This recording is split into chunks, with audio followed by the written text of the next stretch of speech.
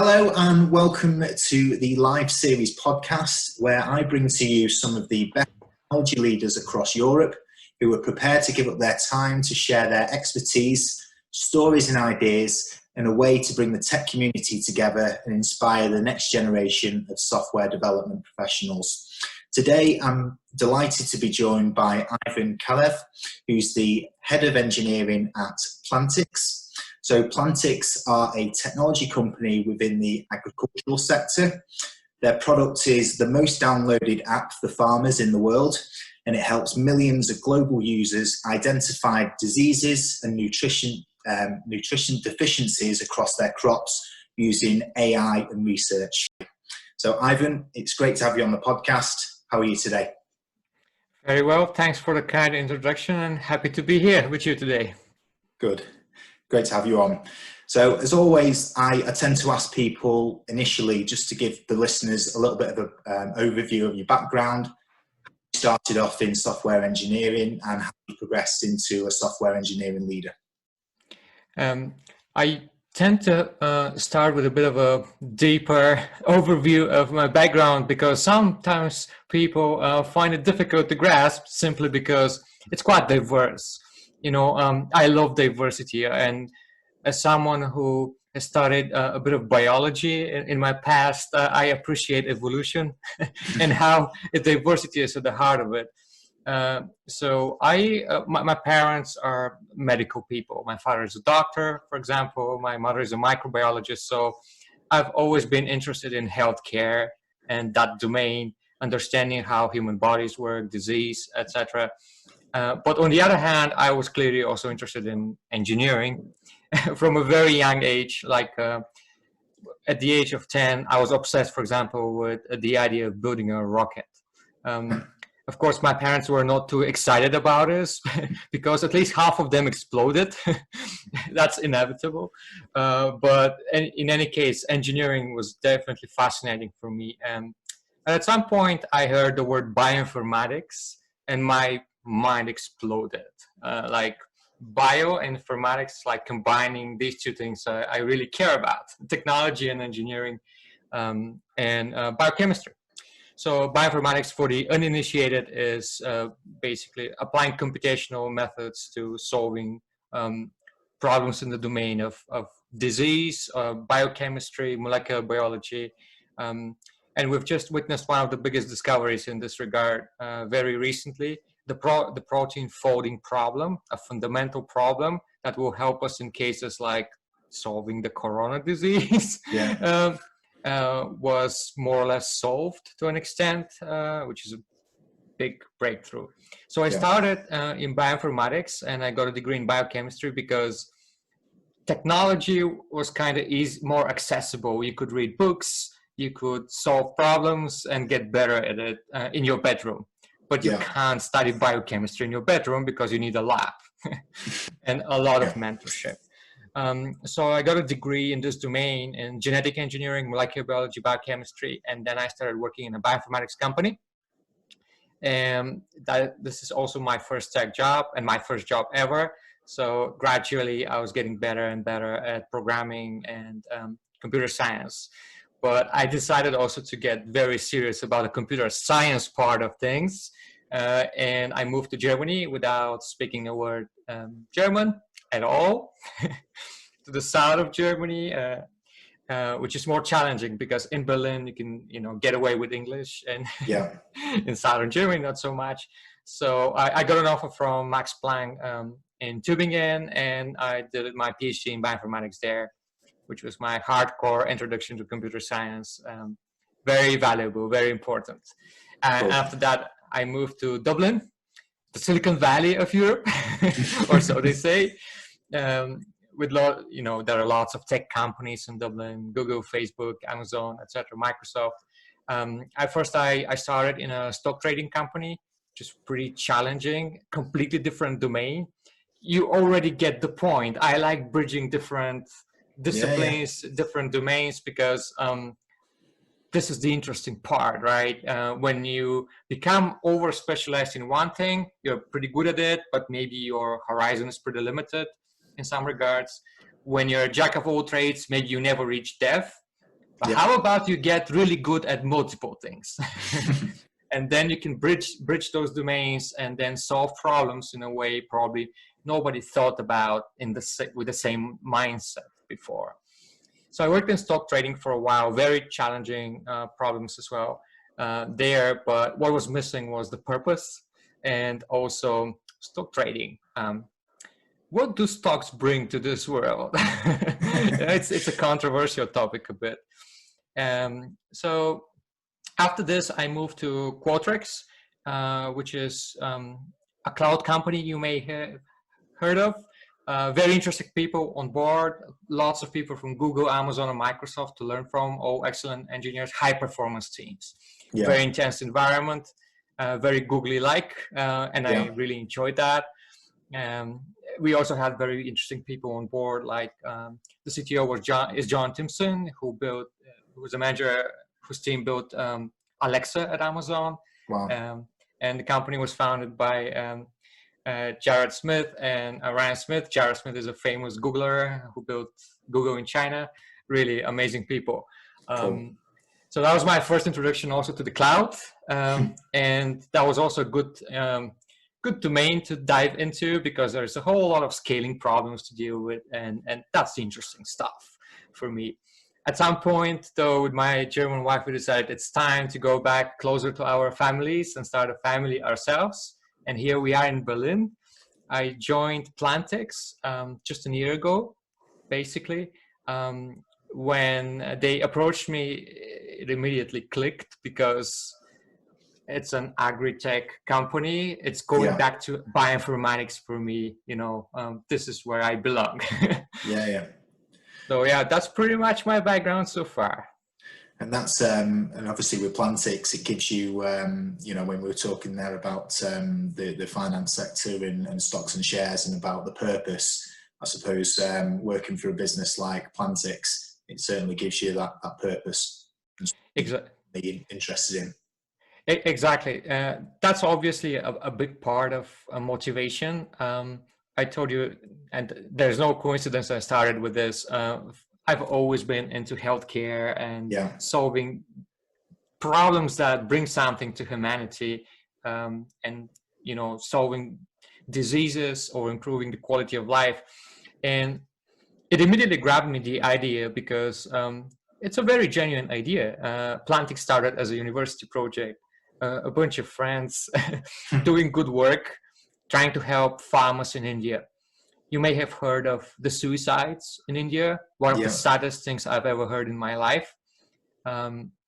Farmers who cannot support their families and commit suicide to save them from death. It's an absolute tragedy. And there's plenty, really a huge amount of people in India, small-scale farmers, who cannot afford professional help. Or even if they can, that help is too far physically from where they are, and so they can't get it. And those people really need that help. So that's how Plantix started, and it makes a difference to those people. And those are millions of people at this stage. Amazing. How when did you make that transition into tech leadership? Was that it wasn't in your role at Plantix, was it? You previously had experience as a tech leader, tech director in previous companies. Talk me around kind of that transition from becoming, you know, being a developer and being an engineer, leading projects, to then actually having leadership and management responsibilities. That's actually a really good question, and it's a really smooth transition. I can't even think if there was ever a transition. My mindset is such that a software engineer should really aspire to be a technical leader from the start of their career. Because when you build that mindset, and let's be clear here, I'm not talking about management. I like to separate those two things. You could be the most, you know, inspirational leader in the world and never managed people in your life. That's absolutely possible. That's why in many big tech companies, the management and the leadership and the individual contributor track are separated. Yeah. So being a tech leader basically for me boils down to being on top of your projects and making sure things happen, whatever that takes. Yeah. Sometimes it takes assembling the right team, bringing the people with the right skills on the table and let them talk to each other. Other times it means diving really deep into the details more than anybody else. Yeah. And oftentimes it actually means jumping in the fire first, and then everybody else follows when they see you survived and you're leading the way.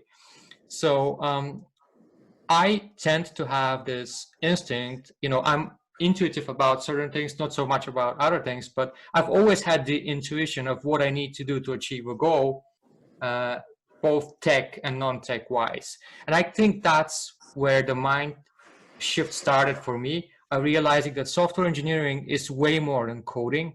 It's more of a social exercise. And to succeed, you need a good combination of pragmatism, the right people with the right skills, motivation, and clear vision. Yeah. So to answer your question, basically, right from my first role, my first role, just with 2 years of experience, already started shaping as a tech lead type of role. And I really enjoy that type of work. I enjoy success and helping other people succeed. But another big transition for me was the mentorship experience.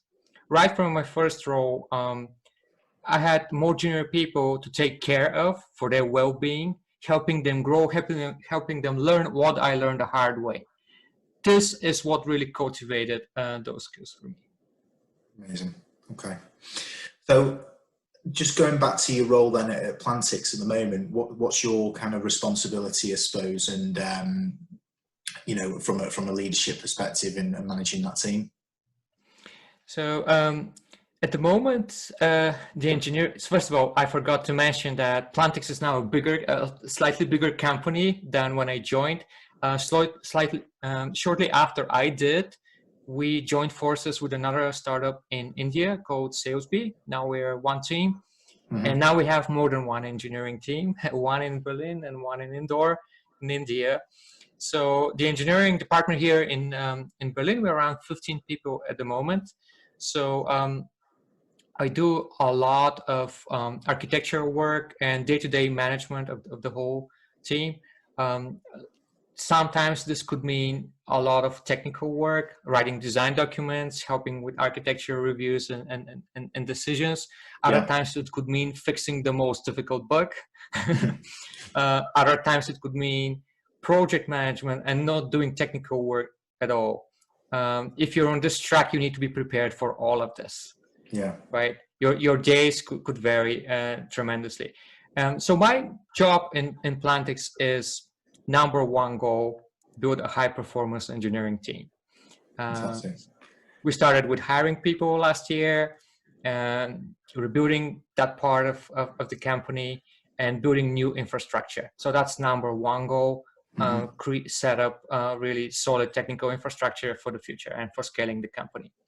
Another aspect is doing one-on-ones as well with the people I manage, making sure they're progressing in their careers, that they're learning useful things, and just get better at their jobs. Yeah. And of course, I'm also involved with planning the technical roadmap and deciding in what order do we tackle these difficult problems. What's been your approach to hiring? It's a good question. I think I've always had a certain approach to hiring that may differ from the mainstream. In our tech industry, a lot of talking happens about technologies. Are you a Python developer? Are you a Java developer? Yeah. Google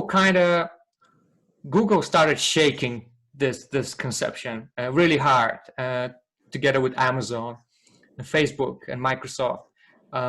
And I really like this.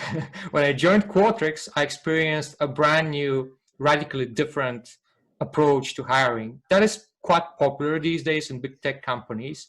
And that is, we hire people We're smart, intelligent, kind to each other, respectful, and motivated.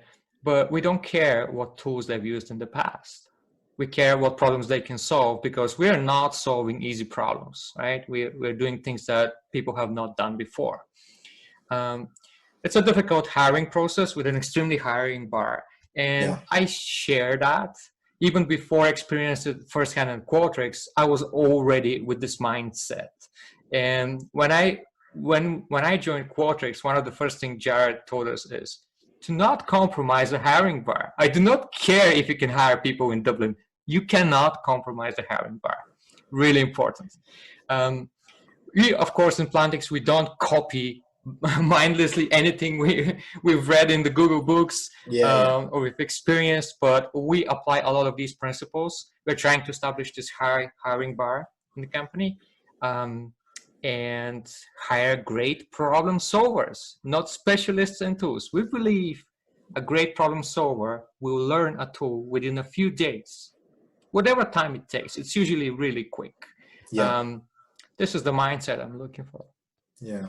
So how would your kind of process differ from your standard recruitment process, where you'd probably get a technical test testing you for 5 hours on how to code in Java? How would you differ from that? Yeah, we usually start with a conversation with me, so to see, just to get a feeling for the candidate, where they stand, what are they trying to achieve, can we offer them challenging enough work, etc. And then the second stage is a bit of problem solving. So I know the whiteboard interview, people have a love and hate relationship with it. It's being heavily criticized, and then when not done properly, it can be really damaging. I don't do whiteboarding interviews per se. We just sit down together, be it in front of a whiteboard or in front of a computer, whatever feels comfortable for the candidate, and try to solve a problem together. And the key word here is together. It is very important. I try to make this very clear and put them, it is first, but I try to make it very clear. I want to work together with you on a problem. I will be your partner, right? In the way we would if we work together. The problem will not be easy though. And that's okay. That's normal. That's desirable. Let's try to do our best. That's the approach. This is usually the first technical interview, and it involves solving a problem, which is not a textbook problem for an algorithmic book, but it would require some fundamental knowledge of computer science. Why is that? Some people react negatively to this. Why is that? Well, the more you progress in your career as a software engineer, the more you realize it's not so much about having the right tools or having done this before. It's more like, do you understand the fundamental problem? If you're going to drive a car, it helps to know a little bit about physics. Maybe that's not the best example, but just last week, I was having a one-on-one with a junior engineer and trying to motivate him to learn fundamentals, right? And I gave him this example. There's a electrical socket on the wall in front of me. I see it right here in my room at the moment. I usually do not create sockets by myself when I have to use one, right? I don't build one. I just buy it from the shop. But knowing a little bit about electricity will help you make the right purchase so it doesn't burn your house. And in those rare moments where you have to build a socket by yourself, you would know how to do it. It might be not the best socket, and it would be just a prototype to prove a point, but you would have the skill to do it. So so our interview process is based around this. Some fundamentals are necessary. We will not ask you about, let's say, recreating the quicksort algorithm, nothing like that. It will be something related to Plantix and what we do on a day-to-day basis. Yeah, it's pretty refreshing. It's pretty refreshing. It's probably, I don't see many companies adopting that type of style or that type of method in when they're recruiting. It's typically, like you say, a long technical test and then number of technical questions related to stuff that could have been learned in university, and somebody's got 10 years experience and they haven't really thought about those types of methods, for the last 10 years, etc. And it's just, I sometimes feel it's a way to catch people out as opposed to trying to work with the skills he's got. And I think that a lot of businesses do miss out on really good talent because they're testing them and looking for the wrong things ultimately. So it's pretty refreshing to hear, a different way that you guys have been doing. I like what you said. Sometimes you're just trying to catch people out. It's very important because the definition of a good system is to not have a single point of failure. The definition of a good interview is to not have a single point of failure. There shouldn't be a catch in your questions.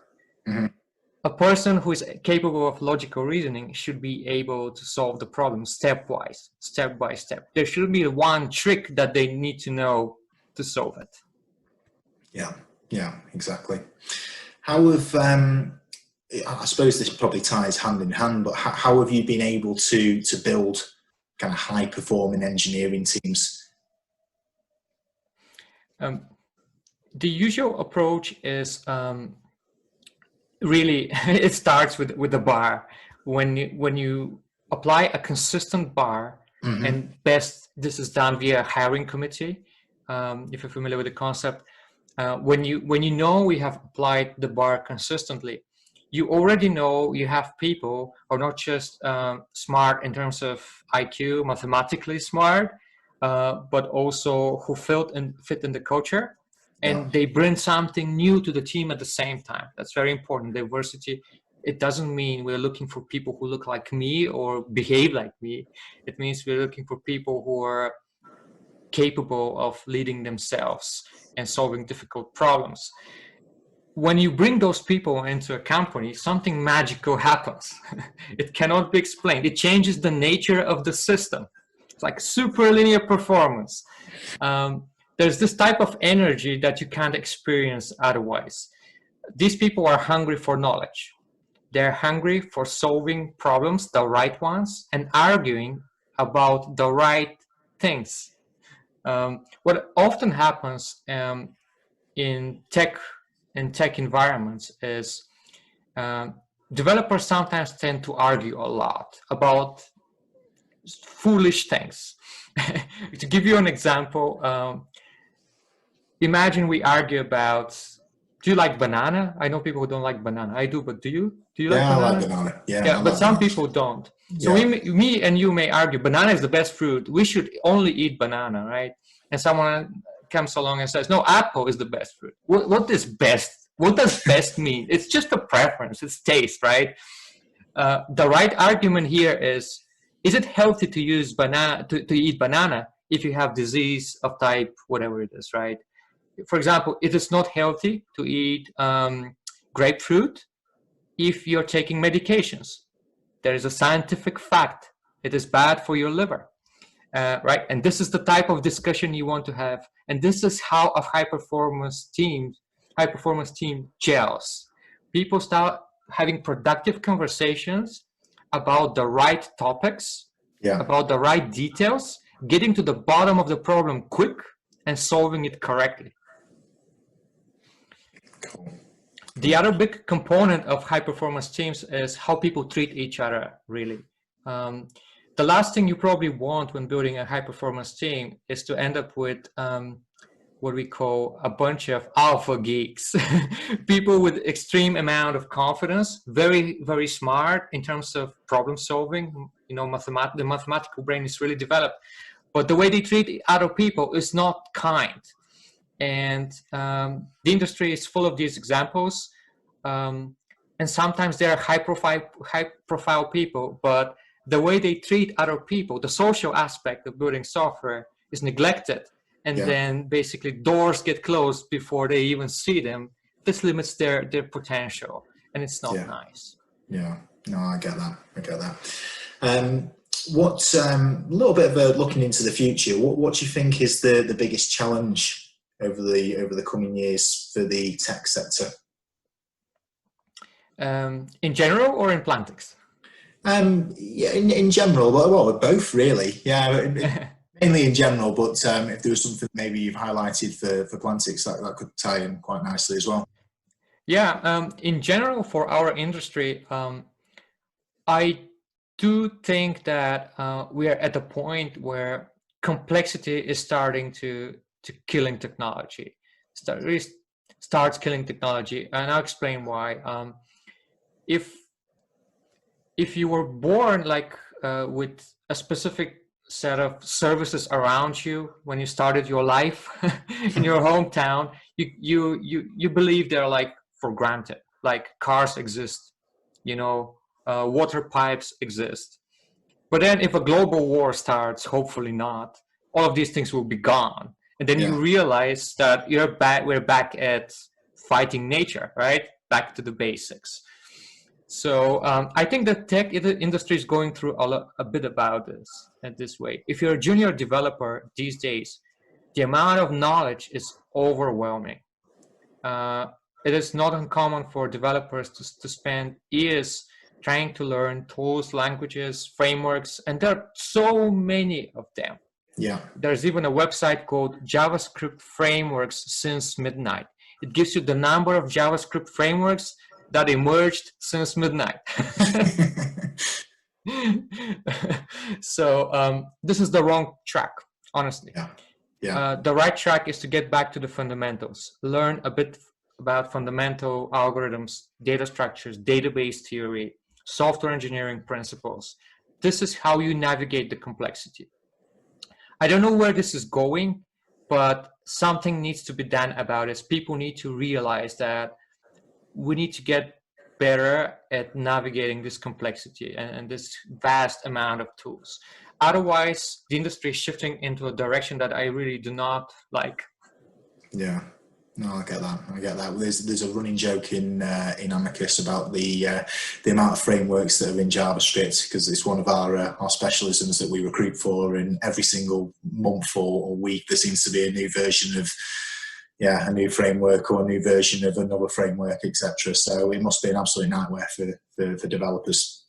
Yeah, and that's one side of the story. The other side of the story is once you build the team and you have to solve difficult problems, if people do not have this foundational knowledge, for them it's also overwhelming to design solutions, because they're used to, let's say now we have the cloud.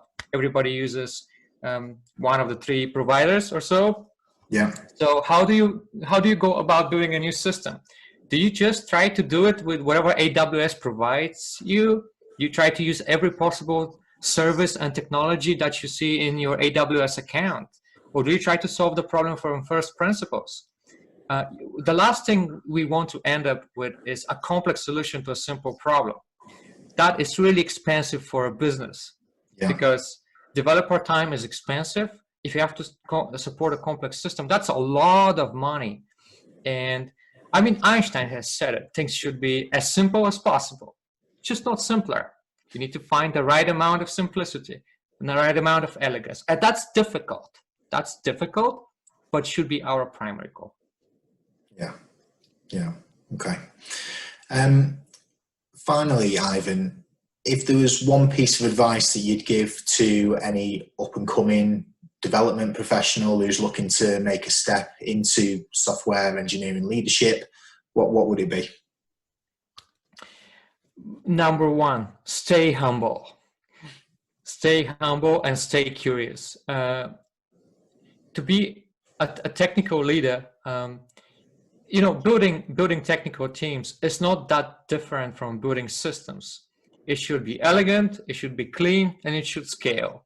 Same principles apply, but to learn the skills for all of that, you need a serious amount of humility. You need to be a student for life and understand that no matter how much you know, there's 10 times more every day that you need to discover. And not just in computer science, you can get inspiration from other domains as well. Yeah, perfect. I love that. Humility. There's not a lot of that in the world, and there needs to be. So I love that. All right, perfect. Well, thanks very much, Ivan, and thanks everybody for listening. I hope you've enjoyed it. I definitely have. If you have, can you please like, comment, and share it amongst your friends and colleagues, and we'll see you again on the next episode. But Ivan, thanks very much again. Thank you.